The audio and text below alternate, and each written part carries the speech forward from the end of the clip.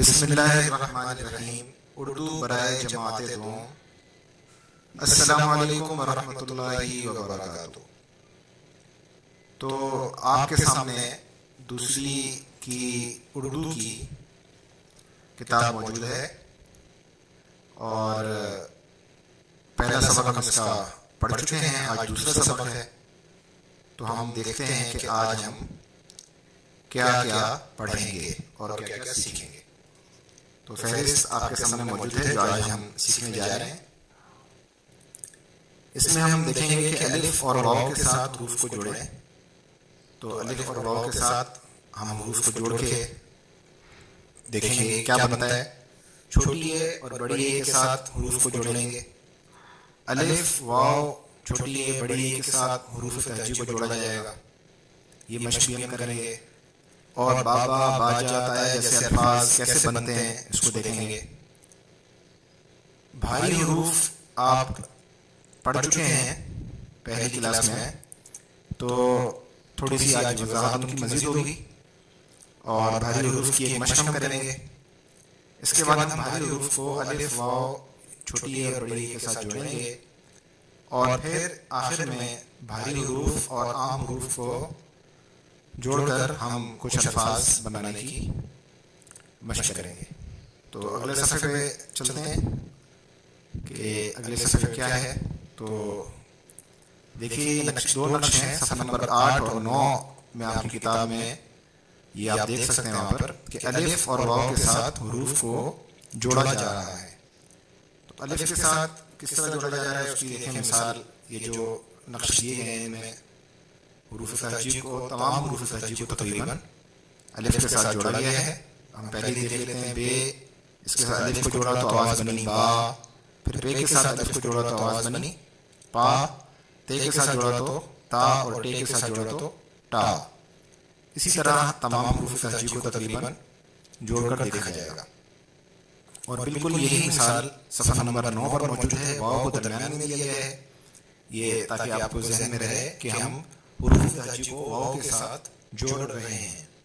تو یہاں بھی بالکل وہی مثالیں ہیں کہ بے کو پہلے واو کے ساتھ جوڑا تو بو اور پے کو جوڑا تو پو اور تے کو جوڑا تو تو اور ٹے کو جوڑا تو ٹو کی آوازیں ہم نے حاصل کی.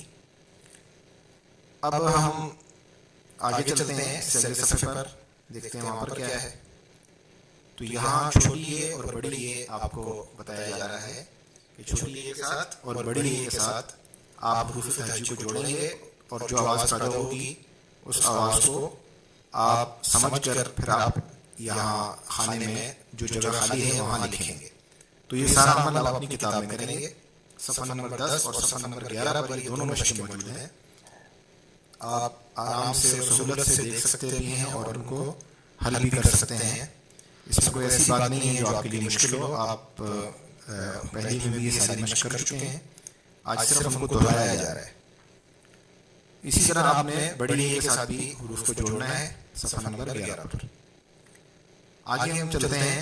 اب صفحہ نمبر 12 ہمارے سامنے ہے اور اس میں آپ کو مثال دی گئی ہے اور کام یہ دیا گیا ہے کہ حروف کو الف واو چھوٹی اے اور بڑی اے کے ساتھ جوڑیں. مثال بے کے بعد اوپر الف ہے اور بے کے ساتھ جب ہم نے الف کو جوڑا تو با اور پھر واو کے ساتھ جوڑا تو بو اور یا کے ساتھ جوڑا چھوٹی اے کے ساتھ جوڑا تو بی اور بڑی اے کے ساتھ جوڑا تو بے کی آواز بن گئی. اسی طرح آپ نے تا پھر تو پھر تی پھر تے کی آوازیں بنا کر یہاں لکھنی ہے. یہ آوازیں بنانے سے ہمیں کیا فائدہ ہوگا. تو اس کے لیے ہم نے آپ کو چھوٹی سی ایک مشق دی ہے برابر میں دیکھیے اسی سلائڈ پر کہ دو آوازوں کو جب ہم جوڑتے ہیں تو ہمیں ایک لفظ مکمل حاصل ہو رہا ہے. یہاں پہ ہم نے بے اور الف کو جوڑا تو ہمیں آواز ملی با. پھر ہم نے ایک اور دوبارہ یہی عمل کیا یعنی بے کو اور الف کو جوڑا تو دوسری آواز ہمیں مل گئی با. ان دونوں آوازوں کو ہم نے جوڑا با با تو ایک لفظ بن گیا بابا. یہی مثال تے کو الف کے ساتھ جوڑا تو آواز حاصل ہوئی تا اور یہ کو الف کے ساتھ جوڑا تو آواز حاصل ہوئی یا. اور جب ہم نے دونوں آوازوں کو جوڑا تو ہمیں لفظ مل گیا تا یا یعنی تایا ابو کے بڑے بھائی. آگے دیکھیے اگلی مثال میں بے کو الف کے ساتھ جوڑا تو آواز ملی با، اور جیم کو الف کے ساتھ جوڑا تو ہمیں آواز ملی جا، اور جب ہم نے دونوں کو جوڑا تو آواز بن گئی با جا، اور یہ ہمیں لفظ مل گیا۔ اور باجا آپ جانتے ہی ہیں، سب بچے جانتے ہیں کہ باجا کیا ہوتا ہے۔ اگلی مثالیں آپ خود آسانی سے حل کر سکتے ہیں، اور ہر لفظ پہ آپ غور کر سکتے ہیں کہ آپ کو آخر میں پھر کیا لفظ آوازوں سے جڑ کر کیا لفظ بنا۔ اگلے صفحے پر چلتے ہیں۔ اس میں آپ کو بھاری حروف کا کام دیا گیا ہے۔ بھاری حروف کی پہچان یہ بالکل آسان ہے، کیونکہ ہے دو چشمی ہے کو تو آپ پہچانتے ہی ہیں۔ یہ دو چشمی سے کوئی لفظ شروع نہیں ہوتا، یہ اپنی آواز کسی دوسرے حرف تہجی کے ساتھ مل کر پیدا کرتی ہے۔ تو یہ اس سے پہلے ایک حرف اور ہوتا ہے، جب اس کے ساتھ جڑتی ہے تو اس کی آواز پیدا ہوتی ہے، اور یہ بھاری آواز کہلاتی ہے۔ تو پھر جو حرف بنتا ہے اس کو ہم بھاری حرف کہتے ہیں۔ تو اسی طرح جیسے بے کی مثال آپ دیکھیں، جب اس کے ساتھ ہم دو چشمی کو جوڑ دیتے ہیں تو بھے کی آواز بن جاتی ہے، اور پے کی آواز پھے کی آواز بن جاتی ہے۔ ان آوازوں میں فرق کرنے کے لیے، اور پھر ان آوازوں سے کون کون سے الفاظ شروع ہوتے ہیں، تو ایک آپ کو مشق دی گئی ہے۔ صرف آپ نے غور سے سننا ہے اور لفظ کو پہچاننا ہے، اور آوازوں میں فرق کو محسوس کر کے پھر بتانا ہے کہ کیا فرق آپ محسوس کرتے ہیں۔ جیسے بے سے بلی ہے اور بھے سے بھالو ہے، اسی طرح پے سے پنکھا ہے اور پھے سے پھول ہے۔ آسان ایک طریقہ یہ ہے کہ اگر آپ اس میں آواز کوئی بچہ فرق نہیں کر پا رہا اور یہ بھے کی یا پھے کی آواز کو نکال نہیں پا رہا، تو بالکل آسان طریقہ یہ ہے کہ آپ اپنی ہتھیلی پر بالکل ایک روئی کا ایک چھوٹا سا ٹکڑا لیں۔